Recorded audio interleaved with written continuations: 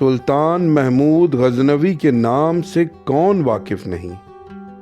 یہ وہ بہادر بادشاہ تھا جس نے ہندوستان پر 17 حملے کیے اور ہر حملے میں کامیاب رہا۔ محمود غزنوی کے زمانے میں غزنی کے ایک قاضی کے پاس اس کے ایک دوست تاجر نے اشرفیوں کی ایک تھیلی بطور امانت رکھوائی اور خود کاروبار کے لیے دوسرے ملک چلا گیا۔ واپسی پر اس نے قاضی سے اپنی تھیلی مانگی، جو اس نے واپس کر دی اور کہا کہ میاں دیکھ لو، جس طرح تم نے اسے بند کیا تھا یہ اسی طرح سے ہے نا؟ تاجر تسلی کر کے تھیلی لے گیا۔ گھر جا کر اس نے تھیلی کھولی تو اشرفیوں کی بجائے اس میں تانبے کے سکے تھے۔ اس نے قاضی کے پاس آ کر کہا کہ اس میں جو اشرفیاں تھیں وہ کہاں گئیں؟ قاضی نے جواب دیا، بھائی جس طرح تم بند تھیلی دے گئے تھے میں نے اسی طرح تمہارے حوالے کر دی۔ اب مجھے کیا معلوم کہ اس میں اشرفیاں تھیں یا تانبے کے سکے؟ تاجر فریاد لے کر سلطان محمود غزنوی کے پاس گیا اور سارا واقعہ سلطان کو سنا دیا۔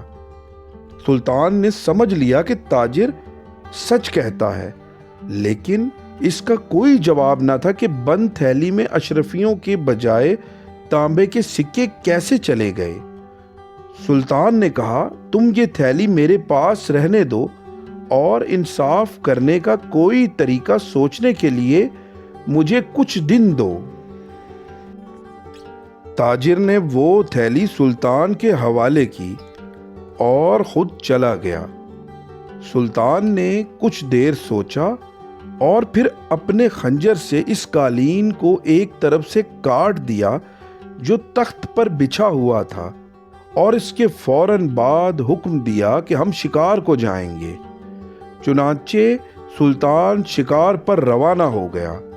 بادشاہ کی روانگی کے بعد جب وزیر وغیرہ واپس لوٹے تو وہ یہ دیکھ کر حیران رہ گئے کہ تخت شاہی کا قالین ایک طرف سے کٹا ہوا ہے۔ سب سوچنے لگے کہ اب کیا کیا جائے۔ شکار سے واپسی پر 3 دن کے بعد جب سلطان کو یہ پتہ چلے گا کہ قالین کٹ گیا ہے تو خدا جانے کس کی شامت آئے۔ وہ یہ بات سوچ ہی رہے تھے کہ ان میں سے ایک بول اٹھا، ارے یار کیوں فکر کرتے ہو، احمد رفوگر کو بلا لو، وہ اس کو ایسا بنا دے گا کہ بادشاہ کے فرشتوں کو بھی خبر نہ ہوگی کہ کبھی یہ قالین کٹا تھا۔ چنانچہ احمد رفوگر کو بلا کر اس سے کہا گیا کہ جس قدر جلدی ہو سکے قالین کی اس طرح مرمت کر دو کہ کوئی یہ نہ جان سکے کہ اسے رفو کیا گیا ہے۔ احمد نے یہ کام 2 دن میں مکمل کر دیا۔ تیسرے دن سلطان شکار سے واپس آیا تو اس نے قالین کو صحیح سالم پایا۔ بادشاہ خود یہ نہ جان سکا کہ اسے کہاں سے رفو کیا گیا ہے۔ سلطان نے اپنے وزیروں سے کہا کہ یہ قالین کاٹ کر مرمت کرایا گیا ہے۔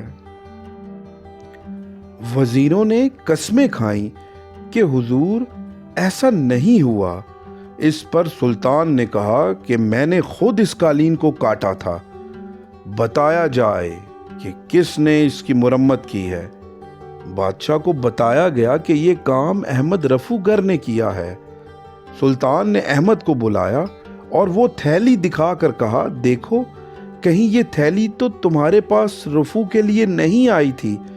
پہلے تو احمد نے انکار کیا، مگر جب سلطان نے سختی سے پوچھا تو اس نے کہا، جی ہاں یہ تھیلی فلاں قاضی صاحب میرے پاس لائے تھے جسے میں نے مرمت کیا تھا۔ بادشاہ نے اس وقت قاضی کو بلایا اور کہا کہ تاجر کی اشرفیاں فوراً واپس کر دو ورنہ تمہیں سخت سزا دی جائے گی۔ آخر قاضی نے وہ اشرفیاں لا کر بادشاہ کے سامنے پیش کر دیں، جو بادشاہ نے تاجر کے حوالے کر دیں۔ بادشاہ نے قاضی کو معزول کر کے اس کے خلاف مقدمہ چلایا اور اسے سزا دلائی۔